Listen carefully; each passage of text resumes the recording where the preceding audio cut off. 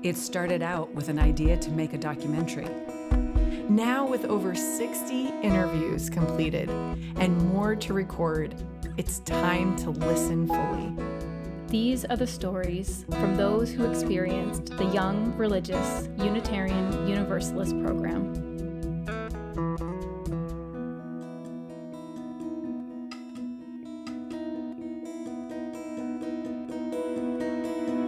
Hello and welcome to episode 12 of the YRUU podcast. My name is Lindsay Cattle-LaPointe. And I am Dawn McKechnie. And I'm Naomi Cooker. This interview with Bill Sinkford was the most anticipated interview we conducted. My minister, Cindy Landrum, happened to be in a group with Bill and had his contact. He agreed immediately upon being asked to talk with us. And the reason we wanted Bill to be interviewed was because he was the president of the Unitarian Universalists Association when the decision to defund YRUU took place. But what you will get from this interview is a deeper understanding of the life Bill had growing up and growing into leadership. I challenge our listeners to listen for the word casserole. We met Bill Sinkford in Portland, Oregon, where the 2022 Unitarian Universalist General Assembly was taking place. Our hotel room, which really acted as our studio, offered us a quiet place to chat. Since I was not a part of YRUU growing up, I was able to really approach the interview as a curious and compassionate outsider. After all, I am a journalist. Many people asked me to tell them what he said. I held those words close, and I said I wasn't going to repeat them. They would have to wait to hear from Bill himself. Well, now they can. Here's Bill. I'm Reverend Bill Sinkford. My pronouns are he and him. I currently live in Portland, Oregon, where I have served the First Unitarian Church as senior minister for the last 12 years. And that's what I do. Yeah, my professional life actually began in the corporate world. I worked for consumer products companies for about a dozen years until the last company for which I worked, which was Revlon, had made the bad decision to fire all of the black middle managers save one on one day. We later had a class action suit and eventually won a little bit of money and a little bit of publicity. But that was what propelled me out of the corporate world. I was born in San Francisco, actually, but not as a UU. When I was 14, my mother was a single mom at that point. My dad died early. My mother decided that this person that she was raising needed a church and needed a church badly. So she dragged me, literally kicking and screaming almost, into the First Unitarian Church of Cincinnati, Ohio. Well, sadly, she died in 1985. She's been gone a long time. She's still right over my shoulder a great deal of the time, however. She knew, I think, that this relatively bright, young African-American man needed more than she alone could provide. And she was always trying to help me find father figures, which I adopted with great regularity. But she also knew that that I needed community. And she thought that the Unitarian Church was a place where I might find it. So that was, I think, her thinking. And we were met there by Pauline Warfield Lewis, who was the religious educator, African-American woman, the only African-American woman in the original Laredo gathering, who welcomed us and made sure that we were ushered into the church in very welcoming ways.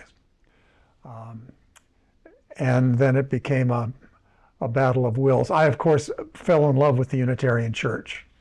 It was a place where it was clear that people of color and white folks could be together in the same space and be who they were.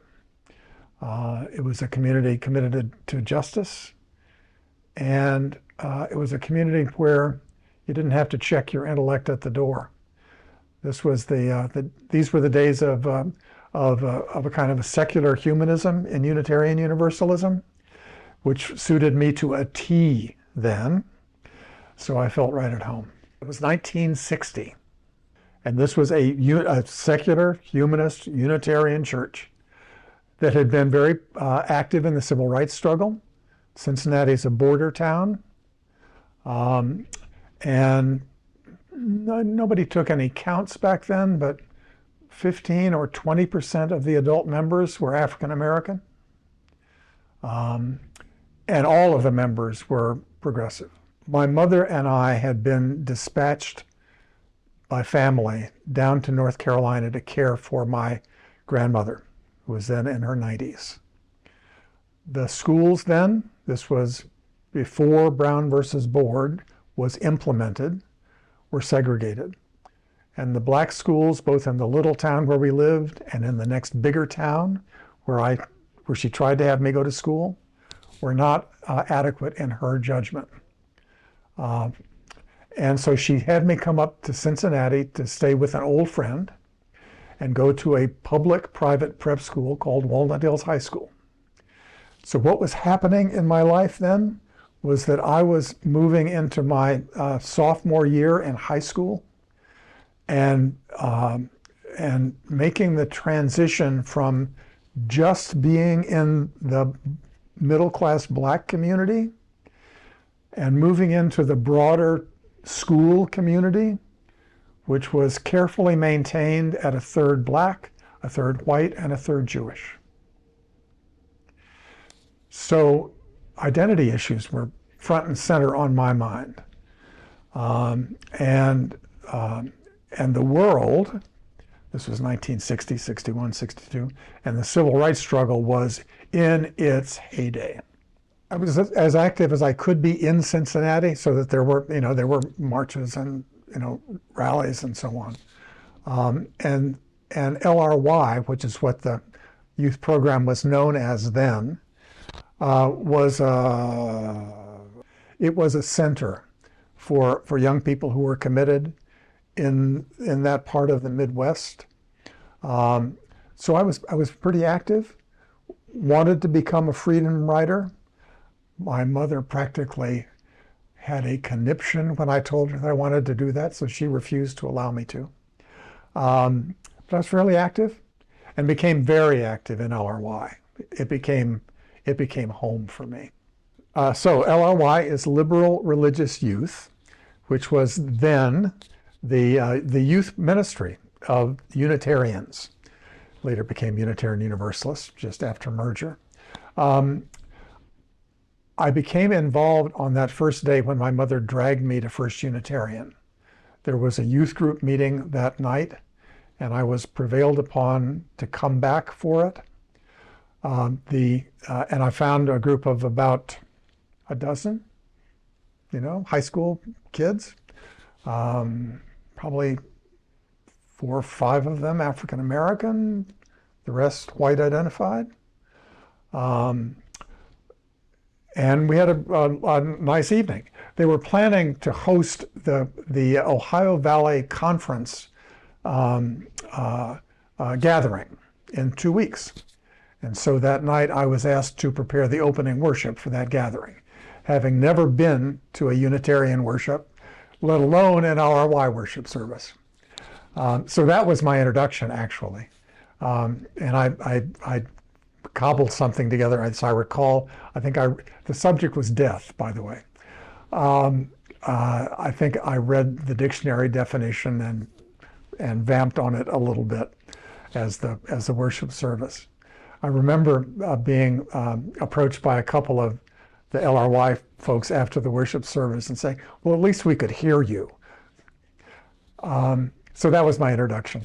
But I moved right into it and into leadership, which was easy to do as long as you were willing to, invest a little time and energy, and became the president of that Ohio Valley Federation, and then later the president of the National LRY organization. LRY, as I said, LRY became home for me. So much of it was social. I mean, I developed deep friendship networks and love for the people of LRY. Also for the adults who volunteered to be advisors and mentors. But it was the experience of community that kept drawing me back. I remember, singing the final song at conferences in the big circle, hands held, and not weeping in those days, but being deeply moved and having the sense that I was a part of something larger than myself. That was what drew me and kept me. And there were opportunities for leadership, which suited me just fine. As I got more and more involved in LRY, particularly when I started serving at national levels, I assumed that I would become a minister, and was encouraged to believe that by the adults that were close to me. So in the late 60s, after I completed my service at the national level of LRY, was going to college, came a time when my faith was tested. It's the only way to describe it. It was a time called the Black Empowerment controversy by most commentators and writers. I prefer to refer to it as a white entitlement fit. In 1969, there is no way to tell this story that satisfies everyone. I'll tell it the way I experienced it. Unitarian Universalism then, merger had taken place, made a commitment in 1968 to what amounted to reparations to the Black community. They committed $1 million, which back then was a lot of money, to be distributed by a group called the Black Affairs Council, Black Unitarian Universalists, in support of Black economic and cultural development. And they actually gave part of that money, and some wonderful things were done with it. Those of you who have seen Eyes on the Prize, that great film, was funded by that grant, by a grant from the Black Affairs Council, many other things. But it got complicated, and there was pushback within Unitarian Universalism, because to do something that was just for Blacks violated the deeply held belief on the part of whites that it was Black and white action, integration, that was going to be the salvation for us around issues of race. And there was a financial crisis, and so most of the money was never paid. And it led to a whole series of a lot of people left. I left Unitarian Universalism because I felt deeply betrayed by this faith. And I ended up wandering in the wilderness religiously for 12 years. I never, in that time, crossed a Unitarian Universalist threshold. Rather than becoming a minister, I went into the corporate world, I was pretty successful at it, kind of a ladder climber, and truth be told, a token extraordinaire. Moved up the corporate ladder, higher and higher, until I was fired by that last company, by Revlon. And I did not join another church. I knew that other churches were not for me. I was just bitterly disappointed that the church that was for me seemed not to be. I was, after I left Revlon, I started my own little company, took the little money that I had made and bought a few brownstones and became an instant housing developer. When I was fired from Revlon, I took the little money that I had put away and bought a couple of brownstones in downtown Brooklyn, and became an instant housing developer. And after a few years of that, a couple of years, my mother, who had remained in Cincinnati, had gotten old and she needed to be cared for. So I moved my young family then and the business to Cincinnati, Ohio. My mother died. This was in 1985, freak accident. And I was having a hard time grieving. Denial is not just a river in Egypt. Do you know that phrase?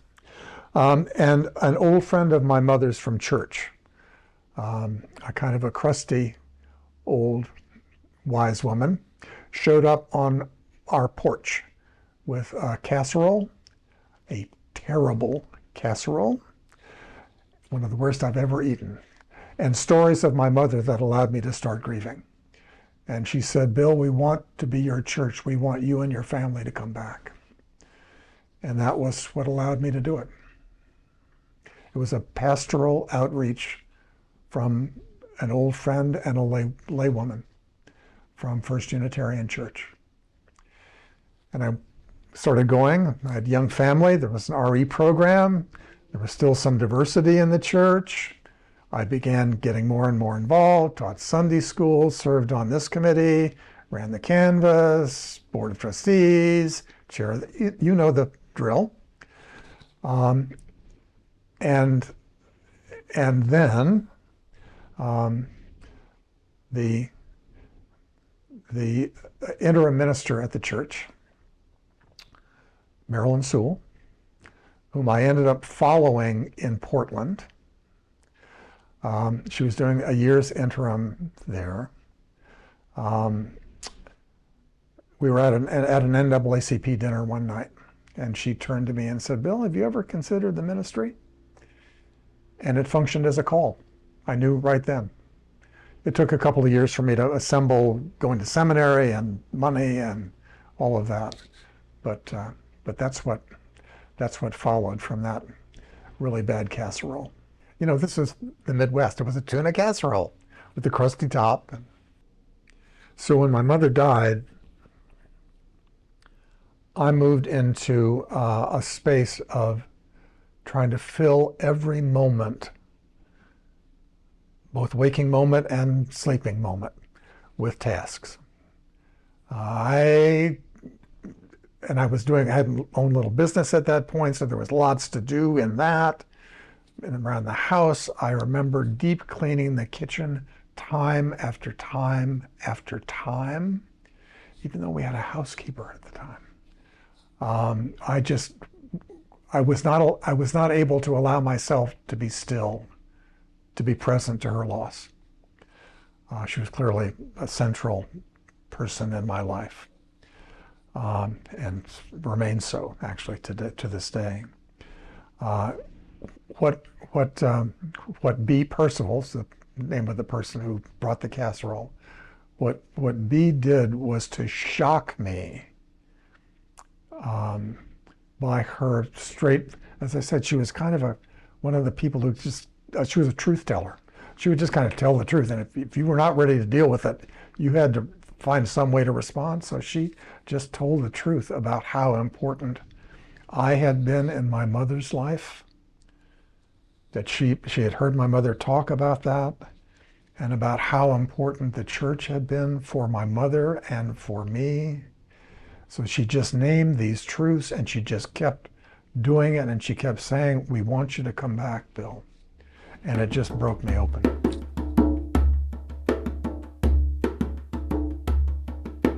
We will return after this message. Thanks so much for all your amazing support for our documentary. Your help in so many ways is super valuable as we keep moving forward.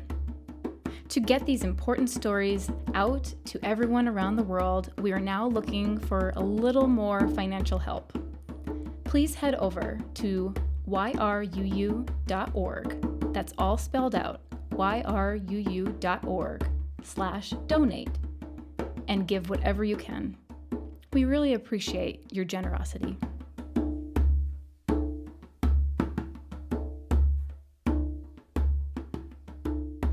So LRY and youth programs everywhere are important parts of identity formation for young people, certainly were for me. LRY provided a space outside of home. Home was very important, but outside of home, where I could start to figure out who this person was, not the person who was a part of that home environment. And that was central. LRY also reinforced its core UU theology. You know, we talk about it even today as youth empowerment, and yes, that's true. But this was the experience of having inherent worth and dignity as a young person. You are valuable. You are loved. You can be love out in the world. It encircled me in that, call it a theology, in that way of being in the world, and of believing that the world could be that way for others. LRY was foundational, and foundational for, just as YRUU is today, for leadership that goes on for generations. So I was not there at the transition from LRY through the common ground process into YRUU. And I was not much involved with that. My kids were much younger. So I spent my time teaching church school rather than with the youth group. I really didn't contact YRUU in any substantial way until I was at the UUA, working at the UUA.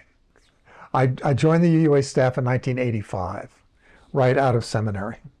And the story there is that John Burens was the UUA president at that time. John and I had actually been roommates in college, and he credited me with converting him to Unitarian Universalism. So when John called and said, "Bill, I know that you're called to the parish, but I could really use the help on the staff. Could you come for a couple of years and help me out?" I said yes.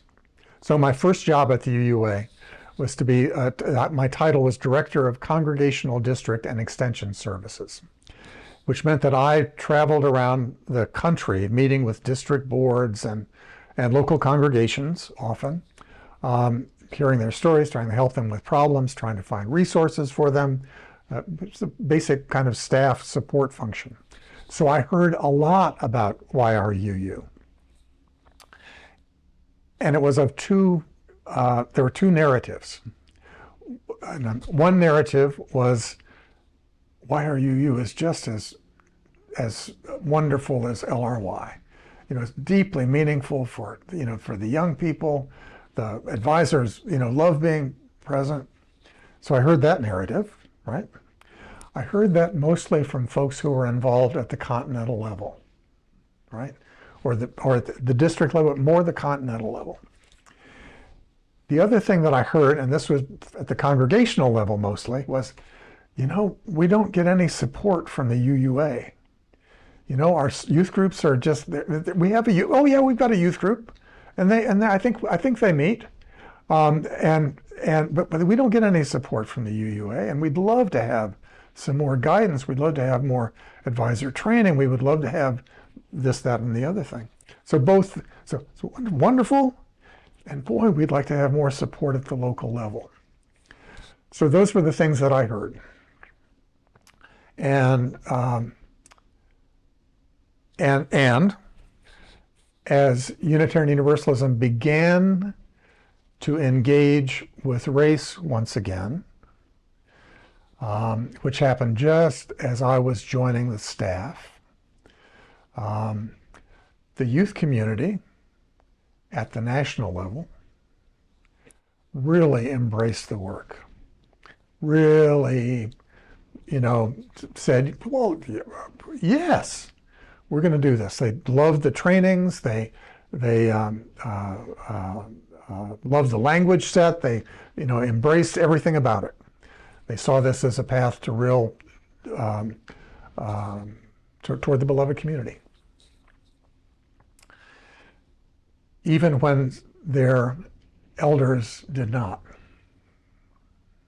So the youth community, which often happens, got way out ahead of the adult community in terms of embracing, was then called the journey toward wholeness. And so that fed into what I was hearing about YRUU as well. Pretty complicated stuff.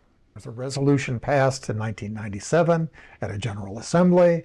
Overwhelmingly, we're going to create the Unitarian Universalism as an anti-racist institution. We're going to redeem all of our past mistakes. It was a real time of energy and forward movement.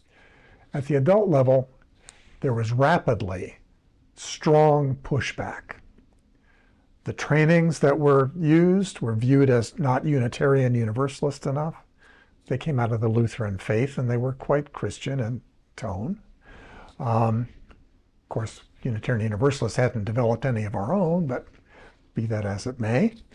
There was real pushback, so much so that when I became president of the UUA in 2001, I had to expand what anti-racism began offering more different kinds of training, different paths.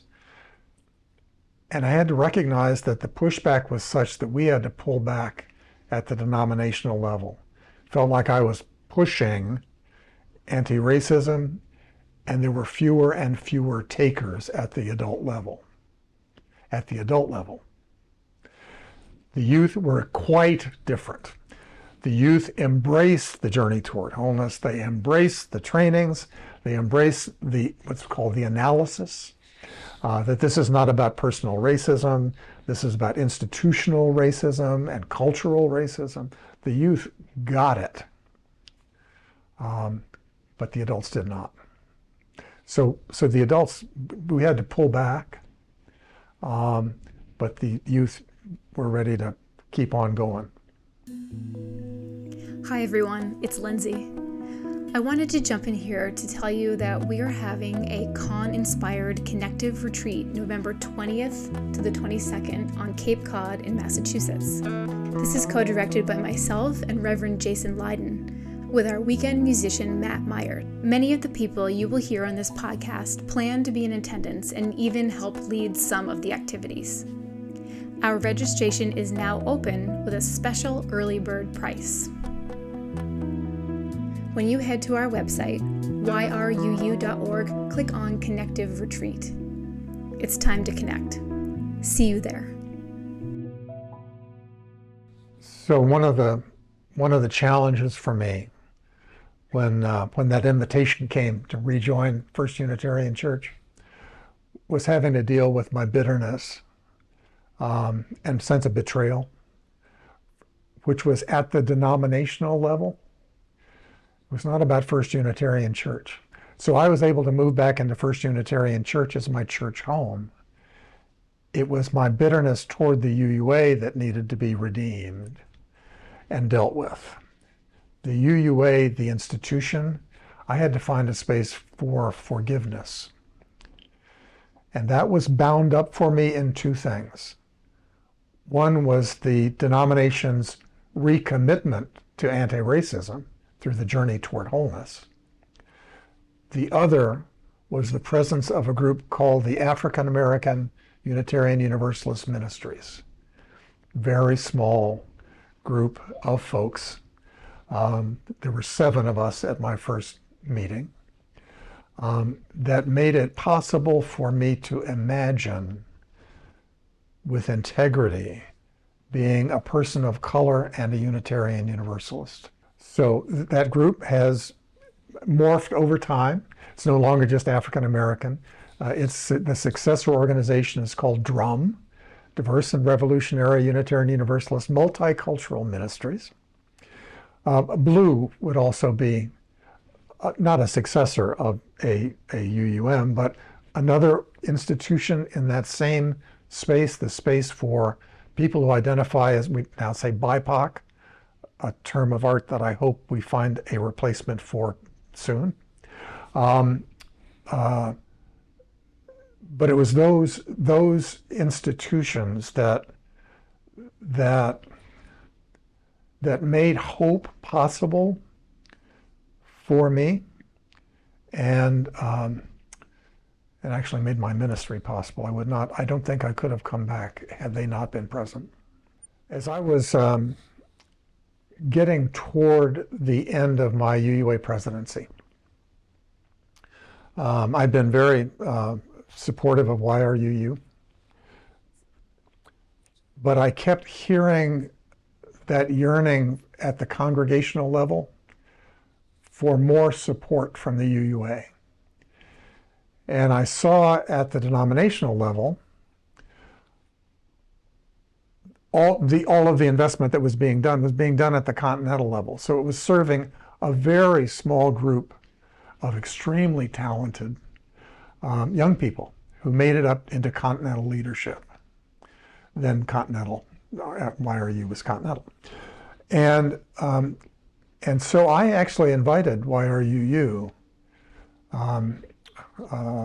3 years before I finished my term to say, this is what I'm hearing. I know how important YRUU is. Isn't it time for another common ground kind of gathering to try to do some rebalancing so that there can be more support for congregational and district efforts, and a little bit, not less support, but more resources can be shifted in that direction. I misjudged. Because I was talking to a continental group, and they said, no, don't think so. I came back the next year and I extended the same invitation, and finally got a group that was willing to come together to explore it. And we started meeting, and it became challenging. Almost right away. Those who had benefited from and found their life in continental YRUU, national YRUU work, were concerned that it was going to be taken away from them, that was going to be taken away, which I understood. And I kept saying, well, but we need to find a way to do something, for the local groups as well. The problem was that I was so near the end of my term as president by that time that I couldn't complete the process. And so after I was out of office, the national organization, YRUU, to say it was disbanded, I think was not quite right, but I know it felt like that to the young people who were involved. I feel very good about my service as UUA president. I think a lot got accomplished in that time, not just by me, but by Unitarian Universalism. Youth ministry is the one, and it's the one exception. And I criticize myself for misjudging how long the process would take to get to a kind of a rebalancing. I made a mistake. And I should have, rather than starting a process that I couldn't finish, I should have simply left that to my successor to engage. It was a mistake, biggest mistake of my presidency. Which is not to say that the impulse was wrong. I think the impulse was right. To rebalance, to do more for the local experience of YRUU, and not focus so much on the very small group of national leaders. Continue to focus on them, but not provide a sole focus there. I think that rebalancing had real integrity and came out of a need that I heard again and again and again and again. I misjudged how long it was going to take. And so that first year when the YRUU Council, the name of which I'm going to block on, but the National Council said, no, we actually don't think we're ready for Common Ground 3. We think not. And I decided to come back the next year and try again. That second year did not leave me enough time to get it done, to come to agreement and consensus with the the youth community and with the adult community and with the various stakeholders. And I'm very sorry that I made the decision to try. It was not a good call. Impulse was good, but it was not a good call. I would respond with, I hope, with honesty and with apology. I would, and I have tried to apologize to those who felt abandoned in the process. As I said, it's the one part of my presidency that I truly wish I had a do-over on.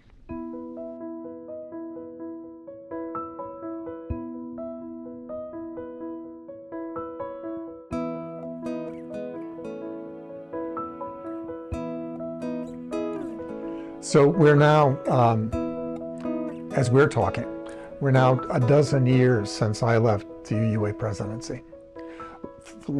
That's a couple of generations in youth lives. And the support for youth ministry at the UUA has been, and I want to be careful on how I say this. There have been developments at the UUA in the course of those 12 years that have had an impact on what youth ministry support there could be. During my presidency, Unitarian Universalism was growing in numbers. Fundraising was thriving. We were doing quite well, in contrast to most other, at least Protestant mainline denominations. In the 12 years since, that pattern has shifted so that resources are scarcer, staff have had to be reorganized and then reorganized again, services have been contracted, and youth ministry has suffered as a result of that. It's a broader process within our faith, but youth ministry has suffered as a result of that. So that would be the primary dynamic. This is not to take my responsibility out of the mix at all, because I left a structure that was not yet rebalanced, not yet settled. But I think the broader challenges for Unitarian Universalism have had a pretty dramatic impact on resources for the youth ministry. As I said, I had hoped to have the next structure in place, and we did not get it done. And I believe, because I've heard, I believe that there is a sense of betrayal, certainly at least in one, maybe two generations of young people coming up, and a yearning for what was, that's very present, for the YRUU that was, and that level of support. I think that there is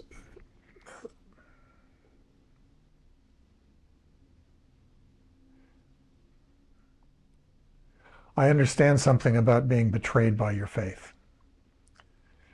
And I believe that there is an ongoing need for what would be comparable to that crusty old friend of my mother's showing up with the casserole on the part of the adult community, to come back to the youth community and say, we value you, we want you to be part of our community. We want you to lead. And I believe that there are youth leaders who are ready to do that. So you ask me what the needs are, what abides, and what has changed. We're doing this interview on the day when Roe v. Wade was just overturned. And when guns are even more available to United States citizens. We are entering a time which may not be a changed time. It may just be a revealed time, to quote Adrienne Murray Brown. We are entering a time that we need to be able to recognize as real in the world in which we minister. It's a time when we need to have a new definition of success, because we're in a time when things we thought were secure are being reversed. And they're going to continue to be reversed for a while. We need all of the energy and the leadership that we can muster. And much of that has to come, not from my generation. I'm retiring, but from the generations coming up. And that means YRUU. It means the graduates of YRUU and the next 2 or 3 generations of folks. So what abides? What's going to abide for a while is the need to believe enough in the beloved community to try to make it real. What abides is that need that I mentioned at the very top for young people to have a space where they can do their identity formation in a values-based way. That abides. And that abides in the context of a changed world where the need for our voice is even more pressing. And I want to express my thanks. I have not had much of an opportunity to go back to that period in youth ministry in my presidency, and I appreciate that opportunity, as painful as it is. So, an expression of thanks.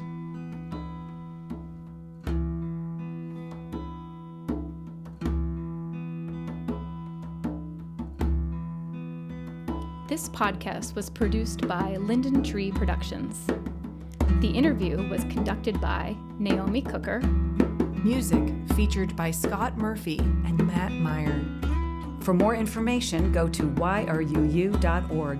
That's the question all spelled out.